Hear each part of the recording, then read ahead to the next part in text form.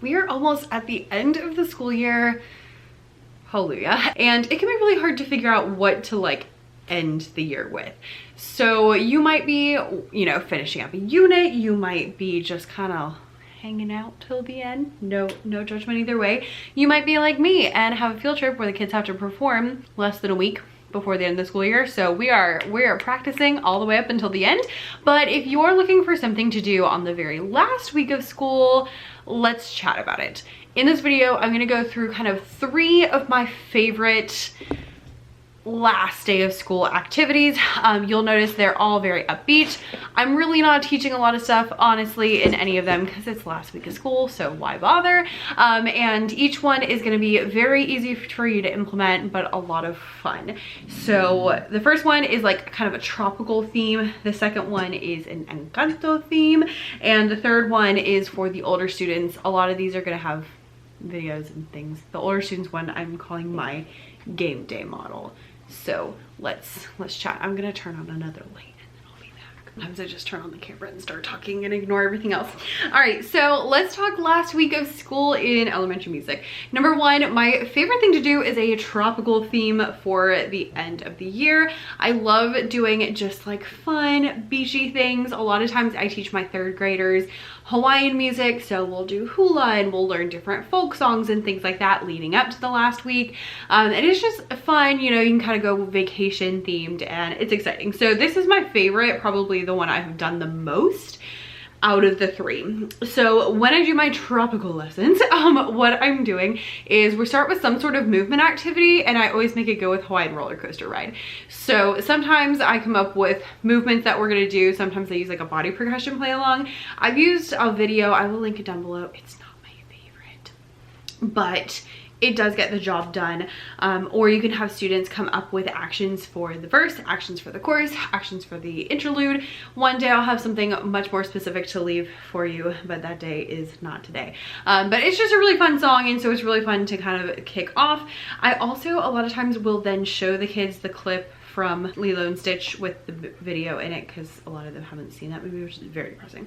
After that, with my 3rd graders especially, I tend to go over any Hawaiian songs that we have learned, or any other island songs are fine too. So if you're learning something from different islands, that's cool. But one of my favorites is a Hawaiian song that's actually in my Hawaiian virtual field trip, which I will link down below, which is really great if you have more than 1 week left. And it goes, Nani wale na hala ea ea. I can't remember the second verse now, but that's the first part of it, and it's super cute. It's called Nani wale na hala, and it's about the palm tree swaying in the breeze. And it's a really pretty one. Like, the kids always really like it. It's fun to sing. Love it. Super cute. After that, we're traveling to a different island, specifically Trinidad and Tobago, which is where limbo was invented. Yes, you heard me right. Love a good limbo. The kids also really love limbo for some reason. I don't know why, but it's hilarious. So I take usually a long boom whacker and put it across the room, have one of the taller kids help me hold it, and then everyone else gets in a circle and we go all the way through. They have to bend backwards to go under it without touching it. If they touch it, then they're out. This one can get a little chaotic, just a little FYI for you. I typically put on some like ukulele music in the background, and it's just a really fun, good time, which, as you can kind of guess, is really what we're going for here. I'm not looking for anything super crazy. I'm just looking for some fun. And then after that, we will typically play a game, something we've already played before. So a lot of times I'll have them vote. Some of our favorites with the like 2nd grade, 1st grade is Grizzly Bear. Trying to think of like things that they pick a lot. Ickle Ockle is one they pick a lot. Things like that. Just something really fun that we have already done, so I don't have to teach them anything. It's just already over there. And then I usually like to end my classes on the very last week with the song Aloha Oe, which is a Hawaiian song. And I, by the way, apologize for all mispronunciation, because I'm sure that I'm not getting them all right, but there we are. This one's also in my virtual field trip to Hawaii, and it is really cute, and I will see if I can insert a little clip here of it. So I'll teach them that one really quickly, and we sing it at the end, and it's a good calm down activity, as well as just a sweet little memory, because it's like, you know, goodbye until I see you again. It was really sad last year when I knew that it was gonna be the last time I was gonna sing it with those kids though. Whew, there were some tears. But we're all good. So that is my first option, is like tropical vacation activities. Option number 2 has been more recent, and that is an Encanto theme. I am obsessed still with music from Encanto. I know it's been a few years, but I love it. I love it. We were just listening to it today. So last year I did some of my classes with an Encanto theme for the very last day, and I mean, it really wasn't that much of a theme, but basically we were just having an Encanto party. We started with a body percussion play along that I will leave it down below. There's actually a whole bunch of them, so I'll just leave like the search query. And then with this crew, we were doing some instruments. So there's a really fun instrument play along that has a bunch of different instruments, which is extra fun. And so I had the kids split into 3 groups. Each group had an instrument and they played their parts, and then they swapped, so it took a long time because they got to play lots of different things. Then after that, we played freeze dance with pretty much all of the songs from Encanto, because everyone loves freeze dance. And there's my Encanto theme. 2 videos and some freeze dance. You're welcome. All right, and the last one is what I typically do with my older students, and this is the game day model. With this one, we will also be doing a body percussion play along, because I love those, especially on days like the last day of school where they're bonkers, and so we just need something where they can channel their energy into goodness. So this is also fun because a lot of times I will pick more songs that they like and more of like popular songs, or I might steal one of the Encanto or other ones that we're already doing with a different grade level, and that's fine too. Then after that, I haven't mentioned this in the other ones, but I love to do a slideshow at the end of the year. Throughout the year, I always take pictures of things that we're doing in class and videos of things we're doing in class, and I post them on Class Dojo, and I, you know, have different things like that. And I love at the end of the year to go through and show the kids all the things we've done that year, especially after a few years, because I organize them in Google Photos and I put them into albums. And I always do I put 5th grade and then the year they're going to be in 5th grade. So this year's 5th graders are 5th grade 24. The 4th graders currently are 5th grade 25. 3rd graders are 5th grade 26, because that's the year they're going to be in 5th grade. And this way I can collect pictures over the years. So when we get to 5th grade and I've had you for years and years and years, I have fun, incriminating photos of you from kindergarten, and it's the best. So that's a really fun thing to do, just to kind of go through and look at pictures of this year or previous years, and just be like, look how far you've come. It's just a really sweet little moment, and it's fun, and I personally enjoy doing this, and it's really great to embarrass them also, so you know, we've got that going for us. Then after that, I'll have the kids vote for games that they would like to play. Depending on how much time you have, I've done this where we did like our top 3 favorites of the year.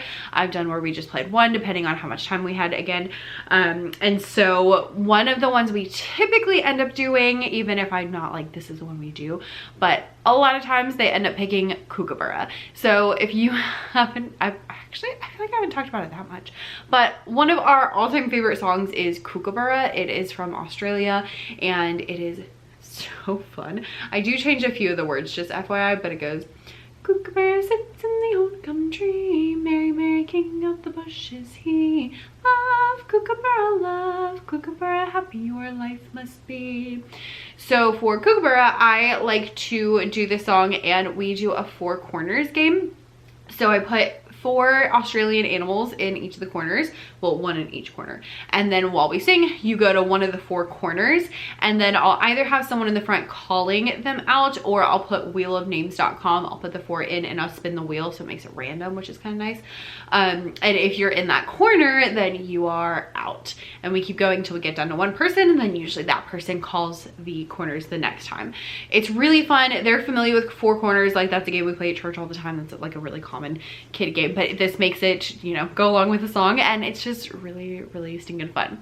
I do, by the way, have a completely free Kookaburra Google Slides lesson, so I will leave it linked down below. It has the link to the Wheel of Names, it has the game directions, it has verses for 3, it has words, lyrics for 3 verses of the song, as well as a couple of videos of me playing things so that you can show the kids how it goes, and some other stuff like pictures of Australia and videos of Australia and stuff like that. So it will be more than just a last day of school activity for you if you use the whole thing, but I will leave that link down below and you can go and grab that one for free. So that's usually the one that they pick. Another one that we really like is Akabaka, which is one where you sit in a circle and it's like a beat passing game. So we pass the beat where your hands are like this and like other people's hands are like this, and we pass and they keep going all the way around the circle. Let's see, what else do they really like? Yeah, with 5th grade, I feel like those are our top 2 that they typically want to pick for these kind of things. So whatever you want to do. One other, I'm going to give you a little bonus idea, especially for the 5th graders. I heard this on Music Teacher Coffee Chat podcast like forever ago, but they said one thing that one of them did. I can't remember which person it was that was talking about it, but one of them said that they like to do a I think it said it like blast from the past day. And so what they did is you voted for one game from each grade level. So you would play like a 1st grade game, and then a 2nd grade game, and then a 3rd grade game, and so on and so forth. And so they would just post on the board like, here's all the 1st grade games, and you would vote for one that you wanted to do. And they said basically if they didn't know one, usually it doesn't take long to teach the 5th graders a 1st grade game. So it works out pretty well. So that is an option too. That would be really fun. I think I did that one year, and I did it the week before the last week of school. And then the last week we did the 5th grade game.